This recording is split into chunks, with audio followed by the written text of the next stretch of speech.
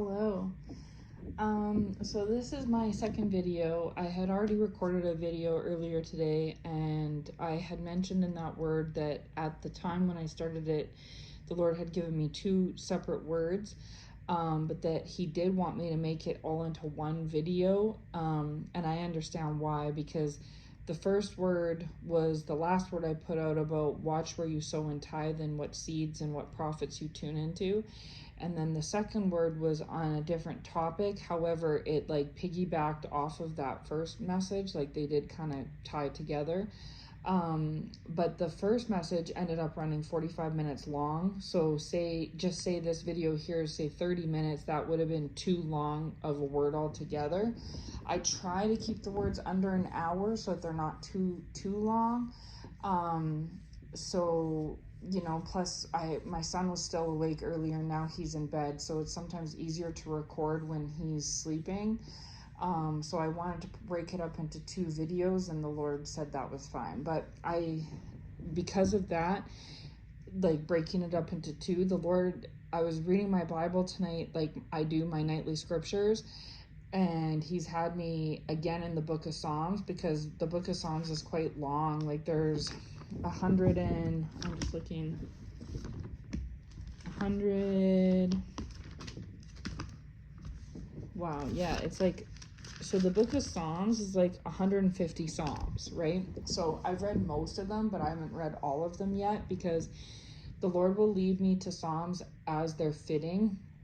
A lot of the Psalms are written by David, and they were written during David's victorious moments, but also when he was like basically fleeing from his enemies, right? His number one arch enemy was Saul, right? And so a lot of the Psalms were written by David to the Lord when he was fleeing from his main enemy being Saul, right? And so I started reading Psalms last night. The Lord led me to it after I finished reading Job, and then He purposely like directed me. I was on I was already on Psalms 15, 16, and He instantly took me to Psalms 18. Like He zoned in on, told me like He wanted me to read that. Now, Psalms 18 is like a very long psalm. Most of the Psalms are short, but Psalm 18 is a long one. But the version that I use for my words is the NIV version, and it has little inscriptions of what the psalm is about. So this one here says, of David, the servant of the Lord. He sang to the Lord the words of this song when the Lord delivered him from the hand of all his enemies, and from the hand of Saul, right? So this song here is specifically in regards, like I found that very fitting, is that there's the prophetic word that I have, which I was going to go ahead and just tack on, and then separately here I am doing my nightly Bible reading, and the Lord is leading me to this psalm specifically, right? And I thought it was no coincidence that the inscription for this specific psalm says that this one's from David, servant of the Lord. So they're specifically saying servant of the Lord. Now, not all the psalms say that, right? But this one does. And it's saying he sang to the Lord the words of this song when the Lord delivered him from the hand of all his enemies and from the hand of Saul. So it comes with an inscription. And so it's saying that this was a song in the form of a psalm sang towards the Lord when David found deliverance, right? Deliverance from all his enemies, it says, like literally ALL. So all the enemies he was encountering at the time, he was delivered from them all, and from the hand of Saul, right? So I had already read through this psalm, and it's a beautiful psalm, like all of David's are, but this one specifically really spoke to me because I myself have been going through a lot of spiritual warfare and a lot of attack, right? Yes, obviously from Satan himself, but obviously Satan himself has been attacking me, but he's also been obviously using human vessels to attack me, right? So David was receiving attack from his enemies and Saul, obviously meaning Satan, but from his enemies and Saul being the biggest one of all. I've been receiving attack from Satan and also from my enemies as well, right? So I can really relate to the words in this psalm that David was saying to the Lord. And a lot of David's words resonate with me in a special way, right?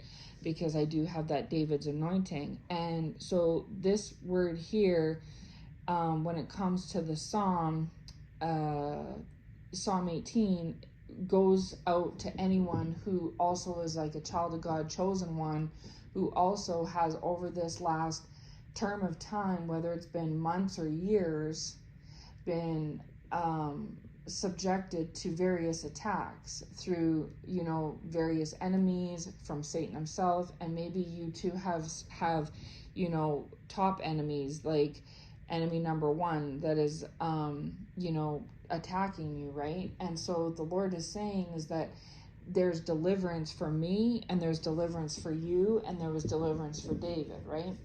So, and then that's one part is the psalm, but then it also leads me into the word as well, right? So I'll read the psalm first, and then I'll get into the word portion that I was going to put out earlier today. But because I ended up waiting to put it out, the Lord used it for purpose, like he does with all things, and tacked the psalm onto it as well and said, well, go ahead and say this too. So meaning that as a subword, he's also saying that myself and others have been delivered from attacks and from their enemies, right? So, congratulations, that's amazing. Glory to God, right? So bear with me. I'm going to start to read it now. It's quite long, but this is Psalm 18, if you want to read it and check it out for yourself. So, I love you, O Lord, my strength. The Lord is my rock, my fortress, and my deliverer. My God is my rock, in whom I take refuge. He is my shield and the horn of my salvation, my stronghold. I call to the Lord, who is worthy of praise, and I am saved from my enemies. The cords of death entangled me, the torrents of destruction overwhelmed me, the cords of the grave coiled around me, the snares of death confronted me. In my distress I called to the Lord, I cried to my God for help. From his temple he heard my voice, my cry came before him into his ears. The earth trembled and quaked, and the foundations of the mountains shook. They trembled because he was angry. Smoke rose from his nostrils, consuming fire came from his mouth, burning coals blazed out of it. He parted the heavens and came down. Dark clouds were under his feet. He mounted the cherubim and flew. He soared on the wings of the wind. He made darkness his covering, his canopy around him, the dark rain clouds of the sky. Out of the brightness of his presence, clouds advanced, with hailstones and bolts of lightning. The Lord thundered from heaven. The voice of the Most High resounded. He shot his arrows and scattered the enemies, great bolts of lightning, and routed them. The valleys of the sea were exposed, and the foundations of the earth laid bare, at your rebuke, O Lord, at the blast of breath from your nostrils. He reached down from on high and took hold of me. He drew me out of deep waters. He rescued me from my powerful enemy, from my foes who were too strong for me. They confronted me in the day of my disaster, but the Lord was my support. He brought me out into a spacious place. He rescued me because he delighted in me. The Lord has dealt with me according to my righteousness, according to the cleanness of my hands. He has rewarded me. For I have kept the ways of the Lord. I have not done evil by turning from my God. All his laws are before me. I have not turned away from his decrees. I have been blameless before him and have kept myself from sin.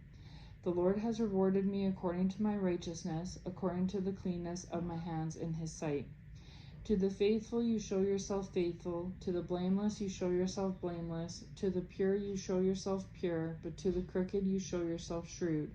You save the humble, but bring low those whose eyes are haughty. You, O Lord, keep my lamp burning. My God turns my darkness into light. With your help, I can advance against a troop. With my God, I can scale a wall. As for God, his way is perfect. The word of the Lord is flawless. He is a shield for all who take refuge in him. For who is God besides the Lord? And who is the rock except our God? It is God who arms me with strength and makes my way perfect. He makes my feet like the feet of a deer. He enables me to stand on the heights. He trains my hands for battle. My arms can bend a bow of bronze. You give me your shield of victory, and your right hand sustains me. You stoop down to make me great. You broaden the path beneath me, so that my ankles do not turn. I pursued my enemies and overtook them. I did not turn back till they were destroyed. I crushed them so that they could not rise. They fell beneath my feet. You arm me with strength for battle. You made my adversaries bow at my feet. You made my enemies turn their backs in flight, and I destroyed my foes. They cried for help, but there was no one to save them, to the Lord, but he did not answer. I beat them as fine as dust borne on the wind. I poured them out like mud in the streets. You have delivered me from the attacks of the people. You have made me the head of nations. People I did not know are subject to me. As soon as they hear me, they obey me. Foreigners cringe before me. They all lose heart. They come trembling from their strongholds. The Lord lives. Praise be to my rock. Exalted be God, my Savior. He is the God who avenges me, who subdues nations under me, who saves me from my enemies. You exalted me above my foes. From violent men you rescued me. Therefore I will praise you among the nations, O Lord. I will sing praises to your name.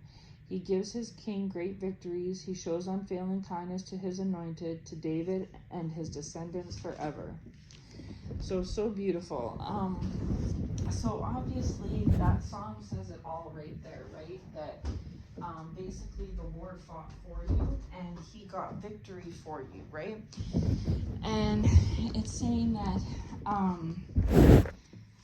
it's just talking about how at one point he was feeling like bogged down and entangled and overwhelmed by the snares, and in distress he called to the Lord, and that the Lord heard him, right? And his cry came before him to his ears, and the Lord came down from the heavens with smoke coming from his nostrils. Burning coals blazed out of his mouth. He parted heavens and came down. The dark clouds were under his feet.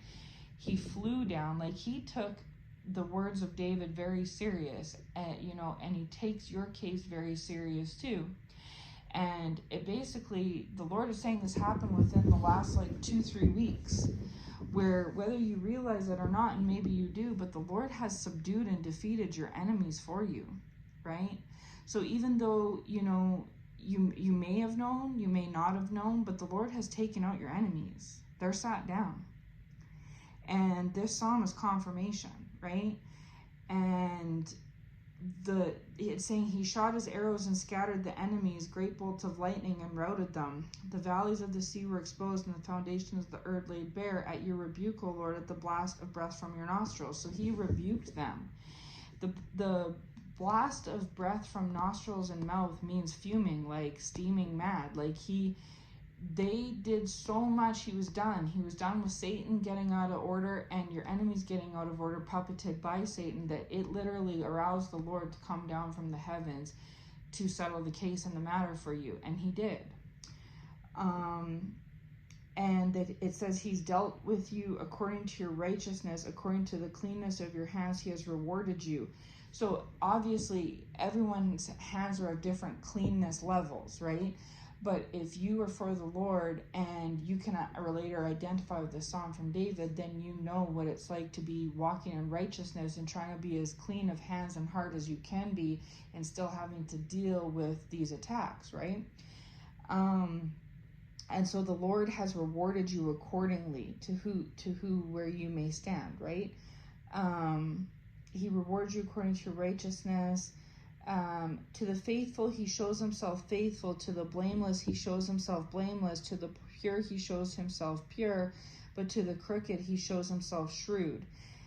You save the humble, but bring low those whose eyes are haughty. So to those who are righteous and good, he is righteous and good. To those that are wicked and evil and haughty, he is wicked, evil, and haughty.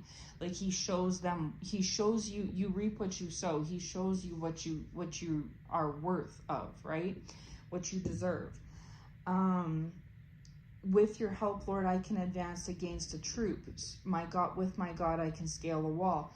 So due to Lord's grace and mercy and power running through you, when you have the Lord on your side, you're able to take down that troop. You're able to take down Satan and your foes.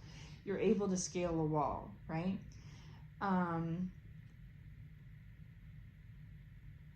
He makes my feet like the feet of a deer. He enables me to stand on the heights. He trains my hands for battle. My arms can bend a bow of bronze. You give me your shield of victory, and your right hand sustains me.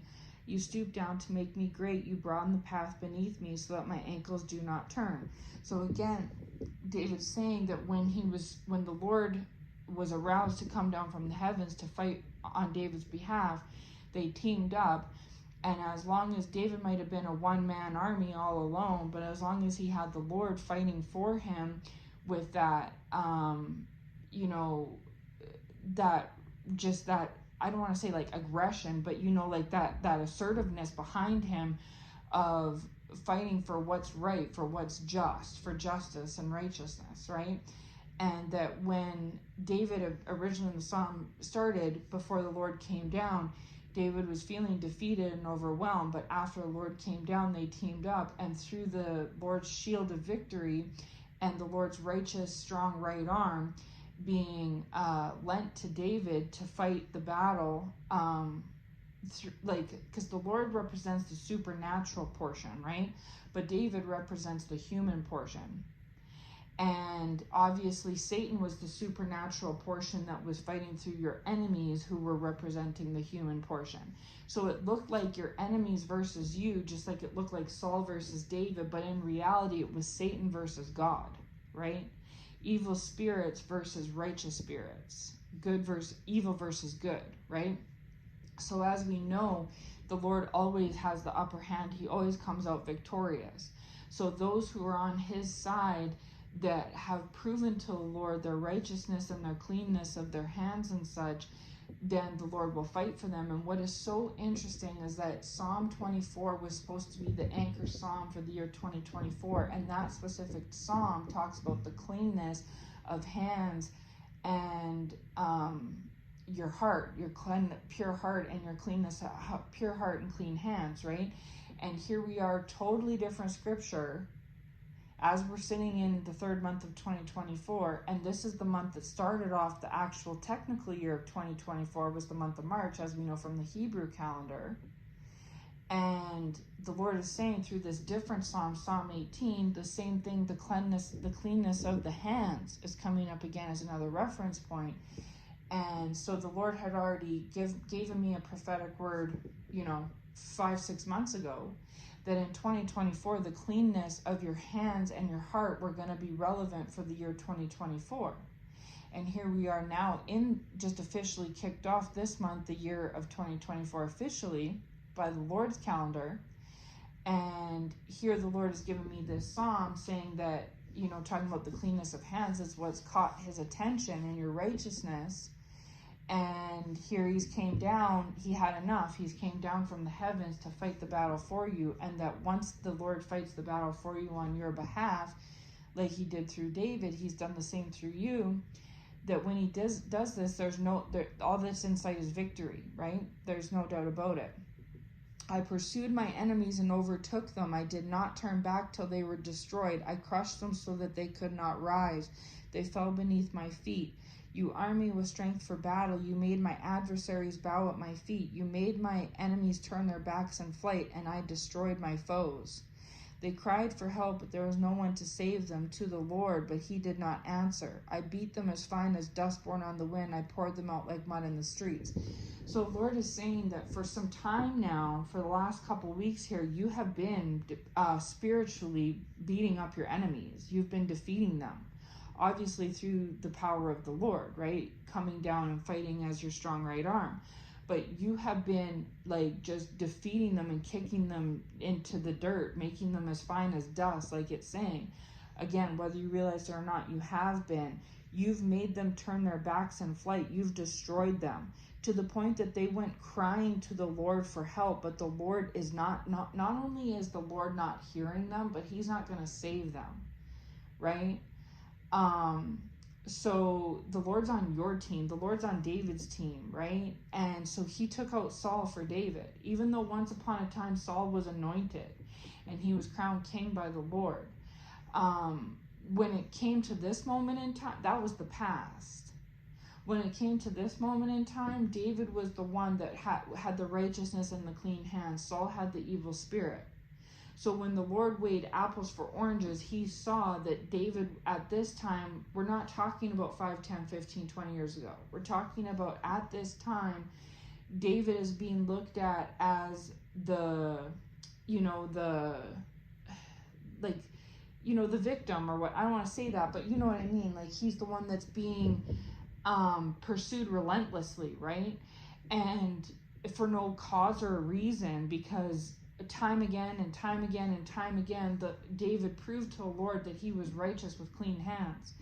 And the Lord made a prophecy months back that whoever had the clean hands and the righteousness moving into this new year of 2024 was going to be the one with the victory, that was going to be the side that the Lord took, right? And so because you yourself have stood for righteousness and cleanness, and the Lord has tested you, and you've proven it time and time and time again in his sight, just like David did. The Lord went against Saul for David, and the Lord went against your Sauls for you, okay? And so it got to the point, they were so defeated that by the Lord working the Lord's work, and through the Lord working through you as David, that they went crying to the Lord for mercy and help. The Lord was not hearing them, right? And it's not because he hates them or this, that, and the third. It's because they were overtaken with evil and wickedness, just like Saul was, right? It's what's just is just, right? So you have delivered me from the attacks of the people. You have made me the head of nations. People I did not know are subject to me. As soon as they hear me, they obey me. Foreigners cringe before me. They all lose heart. They come trembling from their strongholds. So he's saying the tables have turned, right?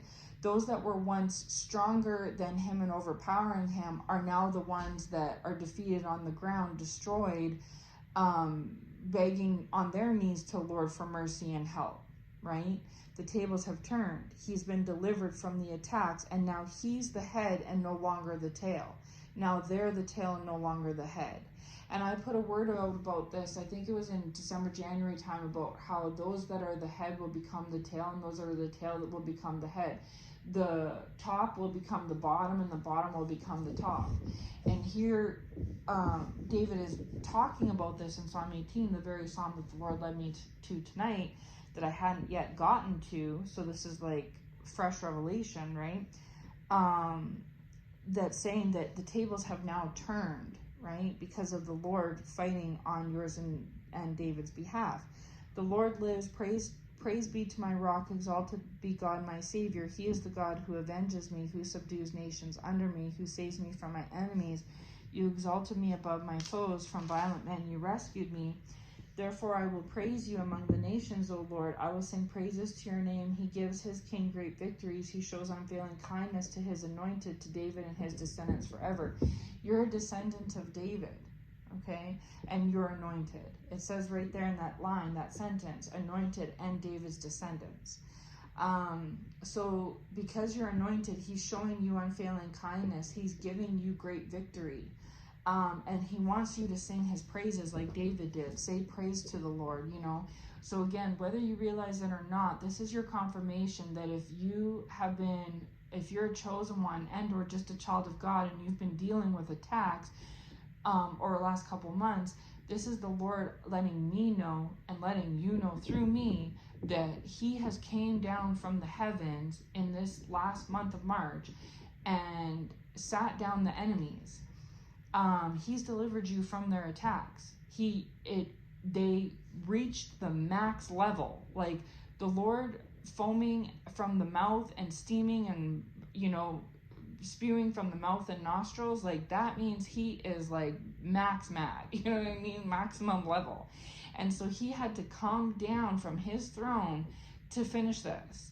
And so you've been battling your enemies, whether you realize or not, spiritually for the last couple of weeks now, and you have won. You've came out victorious like David did over Saul. They have went down on their knees begging for mercy, but the Lord hasn't paid them no mind or attention. They're wasting their time. once they go through their judgment, they could maybe be redeemed. That's between them and the Lord, but they have to go through their judgment.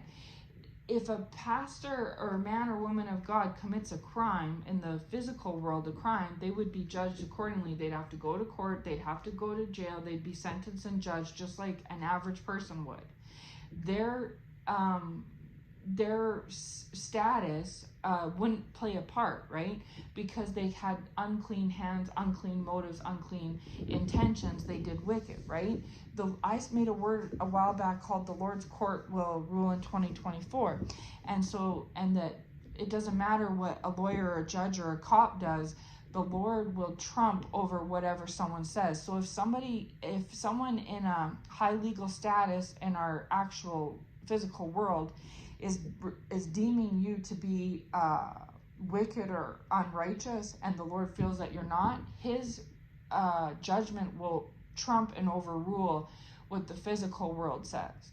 So that looks like you being exonerated. That looks like you being absolved from any wrongdoing, right? Because the Lord fought for you, just like he fought for David, and vice versa. If by the world standards you're considered to be really great or in a high ranking or standing or whatever, whether it be in politics or criminal justice or something like that, if you have unclean hands and you walk in the ways of unrighteousness and wickedness, the Lord is going to trump whatever society says or the world says of you, and he's going to judge you accordingly, right? And so we're going to be seeing more of this as this year of 2024 plays out. I've already made prophetic word on this already, but here's a reiteration of it, is that we're going to be seeing those who maybe the world has deemed to be maybe the world has deemed Saul to be better than David, but the Lord says, no. He's going to raise those Davids and bring down those Sauls, and vice versa. If there's people like Davids that have been put low and Sauls have been exalted, the Lord's going to fix that. And if the Sauls have been put low and the Davids, but you know what I mean? The Lord is saying that those who are righteous will be exalted, and those who are unrighteous will be humbled, and it won't have any merit on what the physical world says about things. The Lord's his judgment and ruling will trump all. So anyways, so that is wonderful news. Glory to God. Hallelujah. Thank you, Jesus. Praise be to the Father. I want you to give your praises to him. Thank him for delivering you from your enemy's strongholds. That's amazing. And so there's that word of confirmation. And then the second thing is that it leads me into the word from before, is that, it's not as fresh in my mind as it was earlier, unfortunately, but again, while I was in the shower, the Lord was telling me that for me specifically, and this probably will play out for somebody who comes across this message, and this ties into the attack. So like I was saying, I had been being attacked, and in one of the ways I was being attacked was through witchcraft, and I don't know all of what was, because the Lord shielded me from a lot of it, because it wasn't really necessary for me to really know. But I do know that I had been being attacked in witchcraft type of ways, right? Now, what that all entails or looks like, I can't really report on, because I personally have never, researched that or done anything in that kind of category. So I'm not very familiar, but I just know what the Lord tells me. And the Lord told me that for the last few years, while I've been,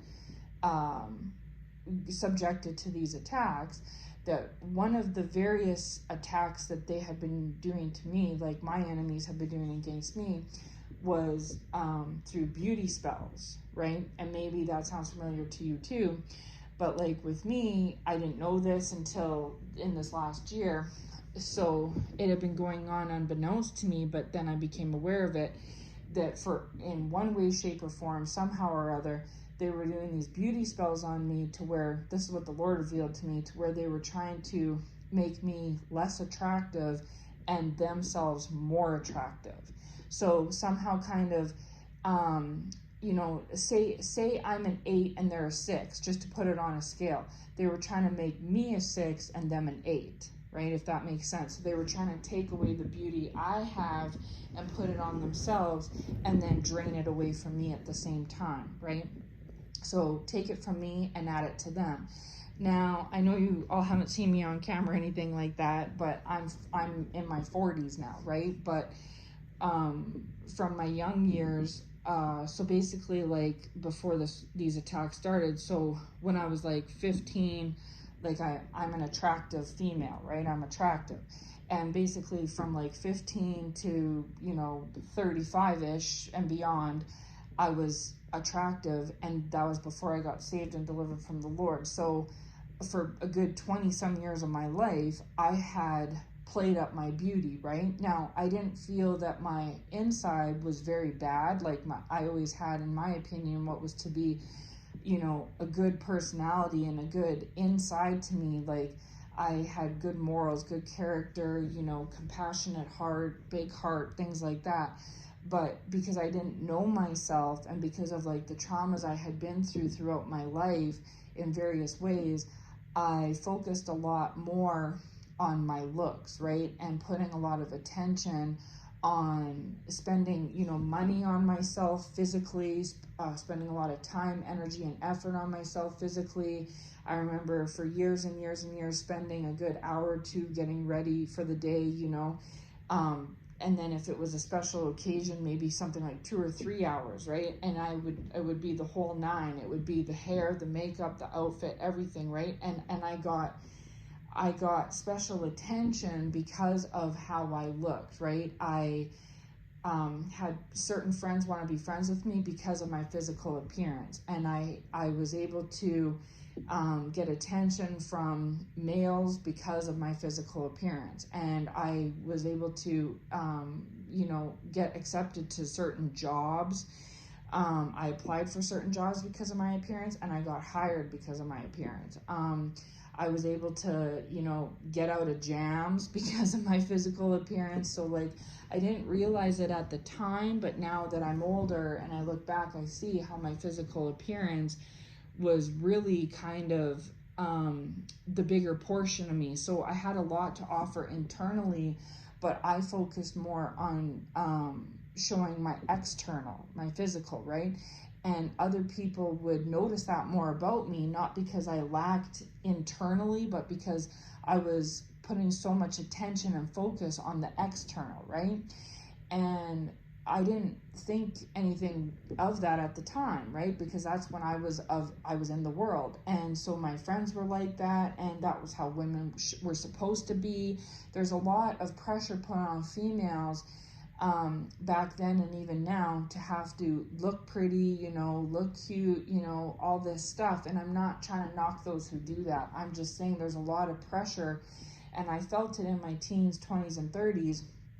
A lot of pressure to always be looking the part, right? Even days when inside you wouldn't feel very good, mentally, emotionally, physically, you would feel this pressure to have to go and like clean yourself up and like, almost mask it, like pretend like that you look good or feel good or whatever through your physical appearance. And then that way you could be having a hard time inside, but if somebody saw you, they would never know, because they're like, oh, well, she had the makeup on, she had the hair done, she was dressed up, she looked cute, so she must be okay, right? And so again, I never noticed that. But yeah, so anyways, this was basically what I was giving out, right? And so my attackers assumed that was the way to get to me, was to try to put down or demolish my physical appearance, right? They attempted to anyways. It didn't work. They didn't succeed at it, but that was what an attack on my part that they tried to do. And so the Lord is saying is that that's something that they had been doing for the last few years, was trying to drain away from my beauty and my physical appearance, and trying to amplify theirs.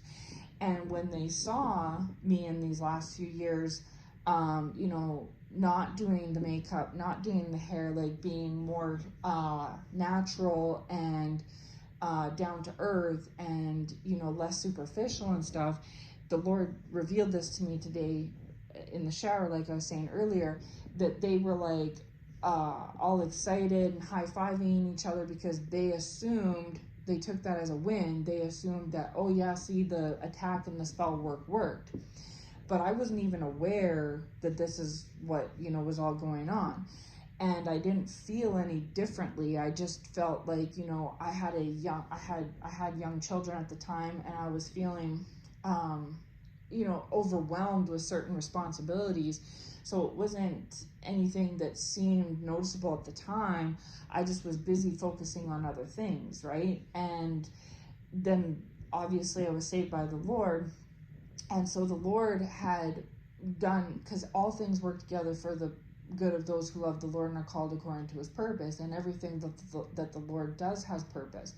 So even though my attackers were doing this so-called spell work on me, the Lord turned it around for my good and used it for his glory and for his purpose, right? And so the Lord told me now in hindsight, now that he's defeated these attackers, like we read in Psalm 18, he revealed to me today that he basically was like, well, I'm gonna let them do this attack and make them think it's working. And I guess I could see why they would think it's working, because of how judging by her physical appearance. But I already said a word earlier today, don't judge a book by its cover. But yeah, so because they were judging me by my cover, so to speak, and saw that my external wasn't maybe how it once was, they assumed that was all because of their success with spell work or whatnot, not realizing that not only was their spell work never successful, not once, it was actually the Lord turning around and on the flip side of the coin, using that to my advantage, because he wanted me to be more natural and more down to earth like I was feeling. That was in his will, because he wanted to have me in the mindset where I was focusing more on my internal than my external for the first time in, basically 40 years, right? He wanted me to cultivate what I had inside, because basically I was putting all the effort, energy, and focus on, say, like 75% on my outside and 25% on my inside. And the Lord's like, no, you feeling overwhelmed with responsibilities and you being older now and things like that, this is the perfect time for me to switch that up and go the other way around with it and turn the tables and have you focus 75% on your inside and 25% on your outside, right? Like, switch it up, right? And it was important to the Lord, especially when I was saved and delivered a couple years back, to catch my inside up with my outside, right? So again, I hate to use a rating scale, but it's the only way that it can kind of reflect what I'm trying to say. So say my outside was like, say, an 8, right? But my inside was like a 5. The Lord was willing to let my outside look like a 5 so that we could work on the inside and put the focus and the time, effort, and energy there to make my inside go to an 8. So instead of my outside an 8, my inside a 5, he wants my inside to be an 8 and my outside to be a 5, right? So that because then when you're all done with this, you have a complete package, because now we can go back and make the outside an 8 and the inside an 8. So now it becomes more of a well-rounded individual, more well-rounded package, instead of just having this great inside and a lackluster outside, or vice versa, a great outside and a lackluster inside. The Lord knew that I already had the beauty in the way I had it, right? Now I needed to work on the inside. So now when the Lord is complete with his work, I'm going to be an 8 on the outside and an 8 on the inside, which is a more well-rounded me than I've ever been in my life, right? So when I was maybe using my physicalness to my advantage in my younger years for those 20 years, I was lacking knowing who I was inside and having others know who I was inside as well, right? Because all I was ever focusing on was my outside appearance, and all that I was offering out to others was my physical outside appearance, right? So the inside of me was getting, pushed aside by myself and by others, right? And as a result, I was attracting the wrong people. And then, but because the inside wasn't as cultivated, the outside was the only thing that brought the attention, and it wasn't enough to sustain long term, right, for them or me, right? But now that I've taken these last few years, thanks to the Lord, he's sat me down on that department where I've really had to focus and work on my inside, and it's taken so much effort and energy out of me along with my responsibilities in play that I haven't had the ability to focus on my outside as much, nor is it as necessary now and where I'm at in life. So the Lord, it's been allowing me for the Lord to cultivate my inside, right? And now I'm more aware of who I am inside and can show others who I am on the inside too, right? So now I feel like I have more to offer to myself and to others now today than I did 5-10 years ago when I was even younger and considered more attractive, right? Physically. So I actually feel more confident and more well-rounded, and with more, just qualities today than I had back then, right? But the funny thing is that the Lord revealed to me today that this spell work had been being done on me unbeknownst to me, and that these attackers thought that they had some sort of victory or upper hand because they could physically see this change in me, but not realizing that the Lord was working it out for my good at the end of the day, right? And because it's not hard, we see it all the time where, we see women that are naturally pretty, but they put on the makeup and they look way better, right? It's not hard to take an average looking person and have them looking better through various physical means of the world, like new clothes, teeth whitening, fake eyelashes, hair extensions. It's not hard to make over somebody on the physical exterior sense, right? Anyone can do that these days, but it's a lot harder to fake the inside, you know what I mean? To make over the inside, right? It's not as simple.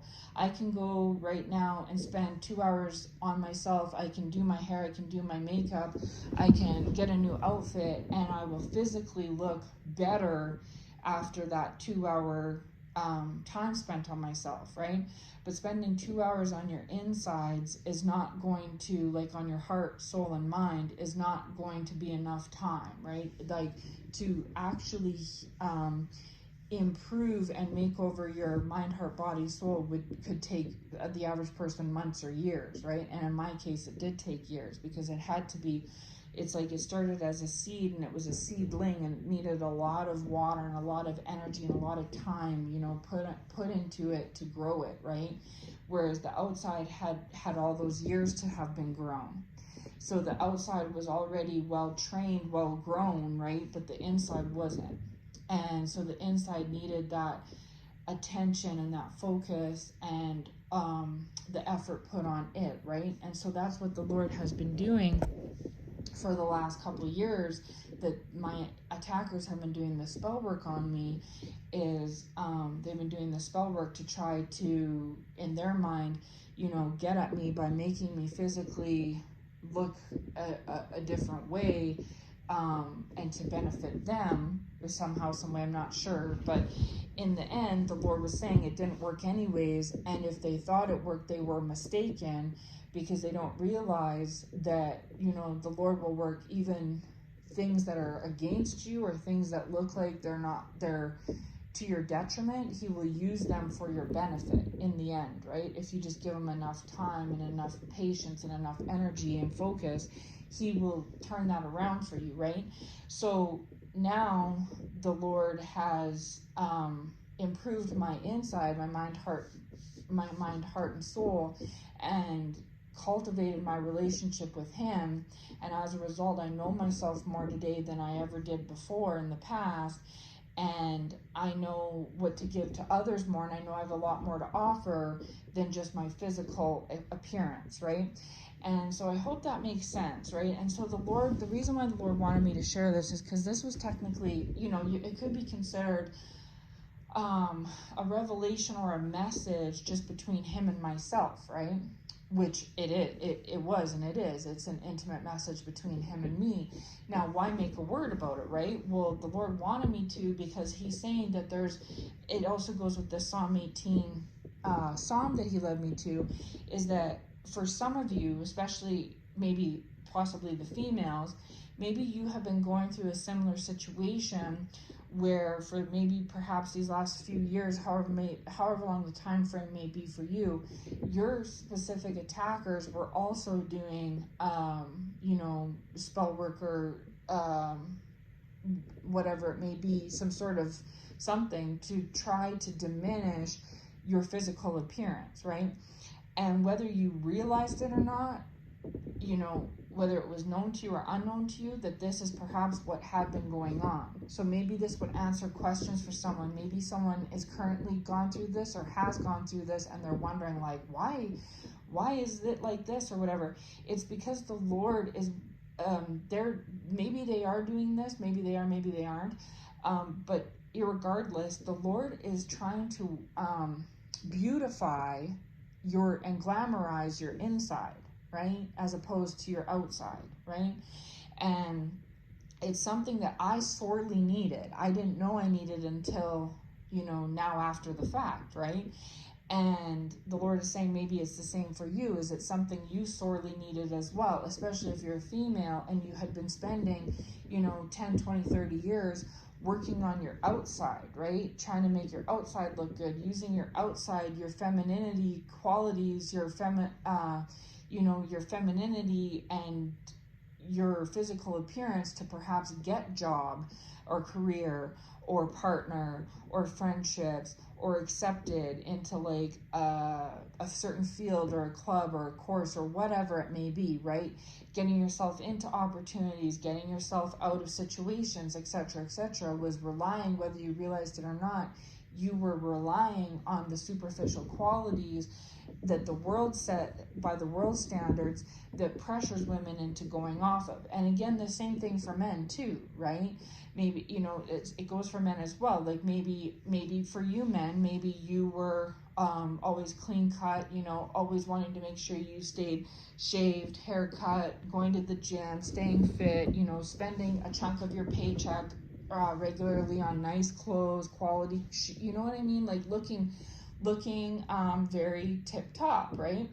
But then maybe you've noticed in the last couple of years that you too have maybe put on a little weight, or maybe grown your hair a little shaggy, or maybe you've grown a beard because it's less upkeep, and you're kind of looking at yourself and you're like, man, I don't look like I did 5-10 years ago, and maybe in that time frame that was how you used to look when you were in and of the world. But in these last few years here, you've become saved and delivered and become born again through Christ, right? And maybe you've noticed that about yourself as well, right? And so the same message applies to you, is that when we're of the world, Satan tries to have us focus more on our physical outward appearance and the physical outward appearance of others, right? Because as long as I'm only focusing on my outsides and I'm faking it, so to speak, through makeup and this, that, and the third, I'm making myself look extra than what the Lord originally intended me to look like, then I'm giving off who I think I am to myself and to others. They're in that same way because they're in the world doing the same thing as me, male and female. So they're picking up what I'm putting down and they're doing the same thing. So we're relating to each other on a superficial aspect, right? But once, you take that away, because now I want to go be saved and delivered through the Lord, and perhaps you do too, one of the first things that the Lord is going to do is he's going to humble you, right? And like I was talking earlier today about Jesus, Jesus was, he wasn't trying to glorify himself, right? And so that's one of the ways that the Lord tries to make you more like his son, is by making it so that you're no longer glorifying yourself, you're glorifying the Lord. So then, the Lord is humbling you, and so he takes you down to basics, to the human he created you to be, and therefore you see yourself through that lens, and then in turn you're also valuing others.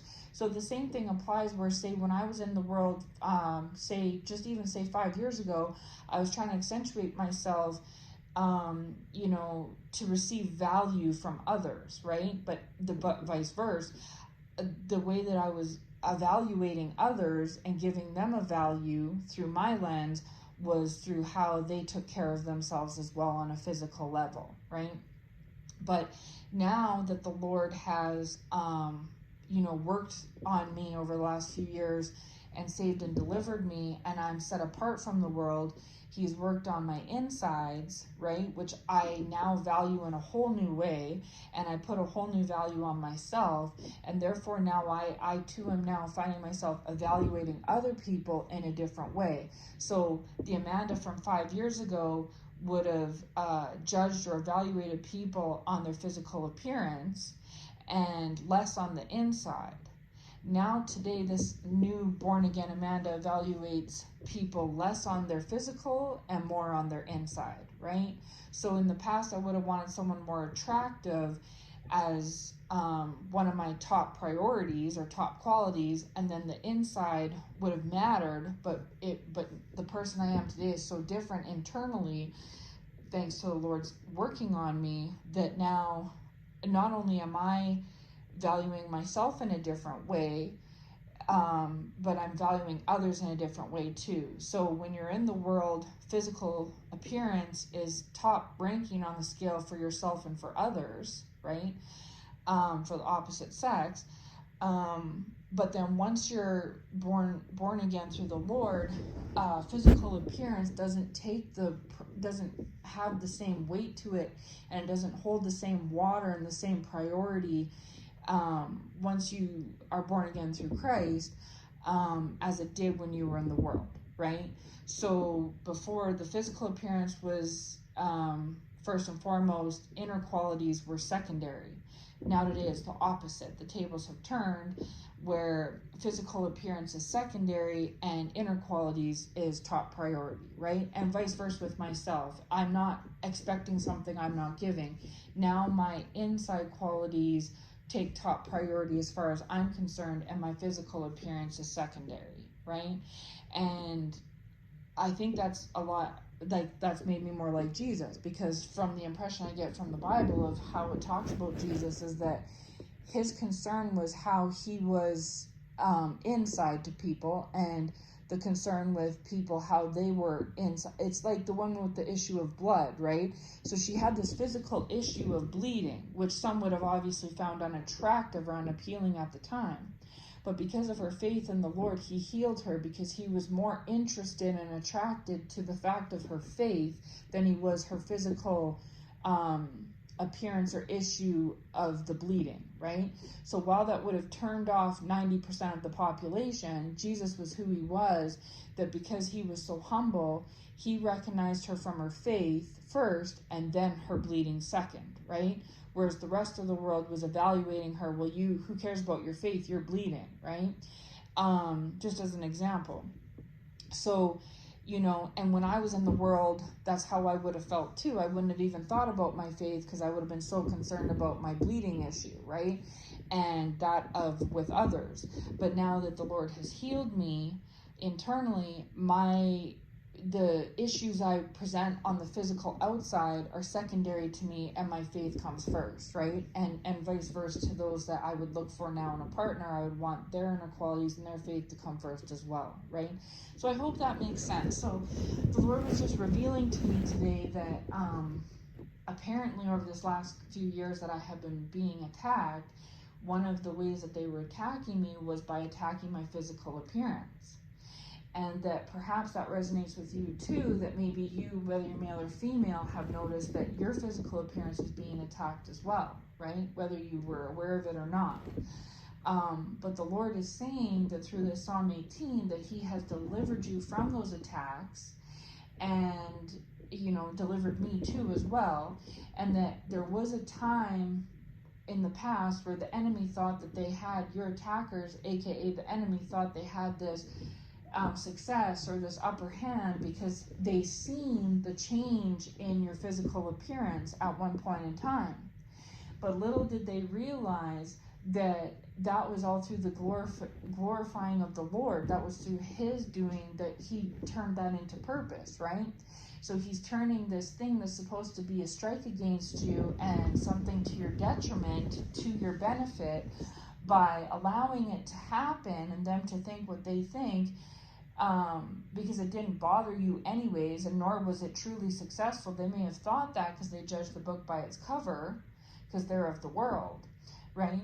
But the Lord worked on your inside. He took advantage of the situation and worked on your inside and helped you see your inner value and have that trump your outer value, and vice versa. Now you're able to in turn see others' inner value before their outer value, just like Jesus, right? Just like how Jesus was, how he viewed himself and how he viewed others. And so the Lord worked it out for your good in the long run, right? And so now, at this point, you can easily go and, work back on your outside again, get back in the gym again, get fit again, cut your beard off and clean shave again, put on your makeup again. You can do all of these things all over again, right? Like we said, within 2 hours, you could look like a whole new person on the outside. But the beautiful part of it is that you have a beautiful garden on the outside, like you once did, but now you also have a beautiful garden on the inside, right? So maybe before you were saved and delivered, your garden was on the outside and your weeds were on the inside. But just like your attackers, your attackers, they're of the world, and unfortunately for them, their garden is on the outside and they have weeds inside them, right?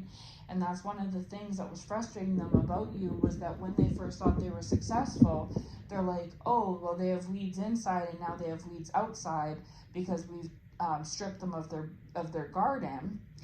They are now realizing and seeing that no, actually, the whole time that they thought they had this upper hand, they still have today. Now they have weeds still on their inside, and you have a beautiful garden on your inside, something that you probably lacked in the past.